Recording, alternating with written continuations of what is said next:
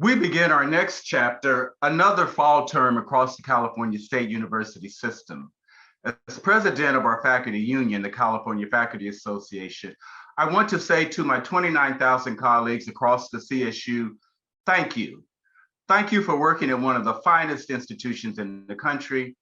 Thank you for helping the graduating classes of 2020 and 2021 achieve individual and group success as they venture out in the world. And thank you for keeping the CSU afloat during our twin pandemics, the worst health pandemic the world has seen in a century, and the continued pandemic of systemic and anti-Black racism. There was an information void last year from the CSU, and our faculty union stepped up to offer timely updates and to fight to protect our health and safety through an anti-racism and social justice lens for all faculty. As faculty, all of us worked ourselves to the bone for our students and for our universities to ensure the very best education possible. Together, we accomplished so much as colleagues over the past 18 months. Together, we kept the CSU going and continue to do so today. We knew immediately that teaching virtually would be different. A lot of faculty needed training and support, and when the CSU pushed back, we stepped up and secured us more money to be properly trained to convert classes. When our current boss told us no more COVID-19 sick leave, we didn't stop advocating for ourselves and for workers across the state. Because of all of our work, Senate Bill 95 was signed into law to make sure working families have a larger safety net of leave. We continue to ask our chancellor, why did the CSU stop caring for us when other universities and businesses kept COVID leave? Why did it take a state law to do the right thing? Our union helps safeguard rights, health, and safety through an anti-racism and social justice lens for all faculty during these twin pandemics. When management didn't want to give us a choice of working from home or returning face-to-face, we pushed them to change their minds and demanded that faculty be able to choose when they feel comfortable returning to face-to-face instruction. We are still advocating for this because we know management wants to bring people back on campus before it is necessarily safe to do so. Simply put, that is unacceptable. Last year's budget cuts hurt all of us and our students. But through our joint advocacy with students, we successfully had our funding restored and then millions more. We all made incredible sacrifices last year and should be compensated with a 4% raise, retro 4% this year and 4% next year. And part of that budget advocacy was to get money for students and faculty to have the technology to be successful this coming year. No more should students and faculty have to sit in their cars outside of a Starbucks to get stable Wi-Fi for classes. We're watching the chancellor and his team to make sure that money is used properly. Because of years of advocacy, an ethnic studies requirement will be implemented for all CSU students.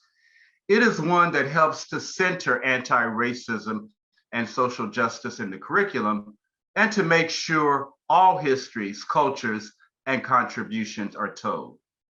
We faced opposition to an ethnic studies graduation requirement, but we know we're on the right side of history. We know how impactful these courses will be for our students and for our campus cultures. Our work and struggle is far from over. Our climate is worsening. Fires are sadly more destructive and they are more extreme. It's why we advocate for environmental and social justice. It's why we're currently demanding that CalPERS divest from fossil fuels. CSU management should join us now in our stance and cry out no more fossil fuels. Finally, we continue to advocate for the health and safety of our faculty and our students. This means safety from police harassment that our students, staff, and faculty of color experience, while other university systems in California and across the nation are trimming police budgets. the chancellor of our system is making public proclamations saying he wants to keep the status quo with police.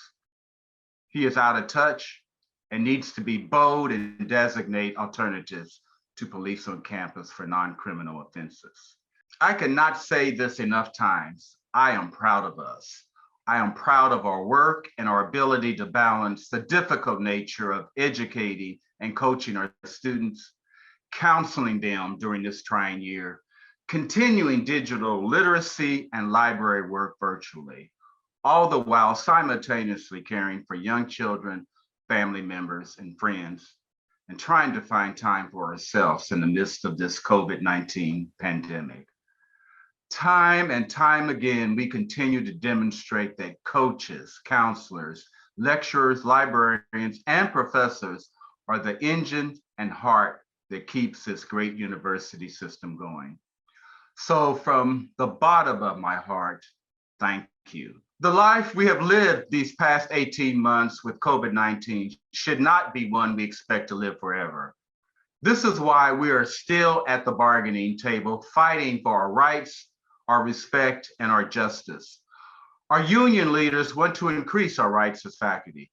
We are demanding respect from this administration that we rightfully earned. And we seek justice to reverse the trend of decades of institutional and structural racism, heteropatriarchy, and economic exploitation. For our parental and caregiving faculty, you deserve at least one full semester leave. Family planning and caregiving should not curtail your career advancements. To our coaching colleagues, you should not be on the edge of your seat every season wondering if you'll keep your job. Our coaches have earned job security and 3-year contracts, not 1-year deals. To our lecturer, librarian, and counselor faculty, your tireless work and your commitment to being world-class educators has earned us a foot in the door opportunity for a tenure-track position. And it's stability, respect, and justice that our contingent faculty have earned too. And it's why we propose 5-year contracts.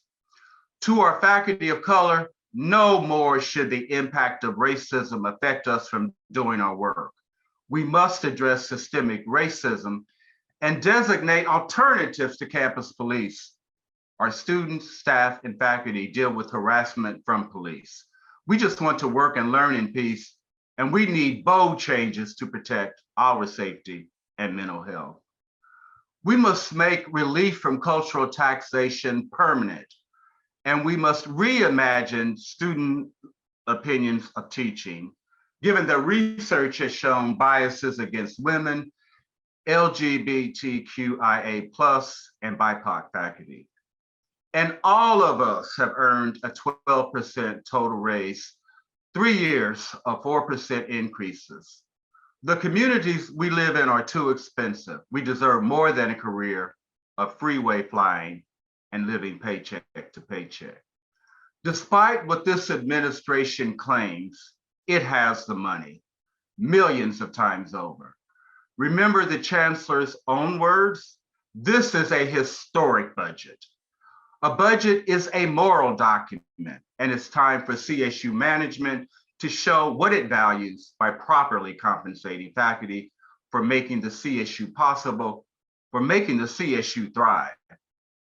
CSU management, honor your faculty and work with us on a fair contract. Folks, these are the lived realities for thousands of us. Securing a fair successor contract is just the first step in moving the CSU toward a more just future. Today, our member leaders released the second edition of Our Way Forward for a better, bolder tomorrow for our CSU faculty, staff, and students. We must reimagine a campus for the 21st century, teaching lived experiences and histories of our diverse faculty and students through the ethnic studies courses. We must acknowledge the harm systemic racism on our campuses has caused to our past and present students and faculty, We must expand leave for our parenting and caregiving faculty, create clear pathways to move qualified contingent faculty to the tenure track, increase temporary contracts to 5 years, and address bias in student opinions about teaching effectiveness. Universities are places where we come together from disparate backgrounds to exchange and contest ideas, and to create and deconstruct knowledge and its applications. When operating at its best, a campus is designed as a community that serves as an extended family for students, faculty, and staff. Campuses should be spaces that bring people together, not keep them apart. Chancellor Castro likes to call on us to be bold. Well, our way forward is bold and pushes our system into a better, more inclusive, safer future for all of us and our students. As we begin this semester, I want all of us to work together for a better now and a new tomorrow, not a bolder CSU, but a more socially just CSU. Thank you.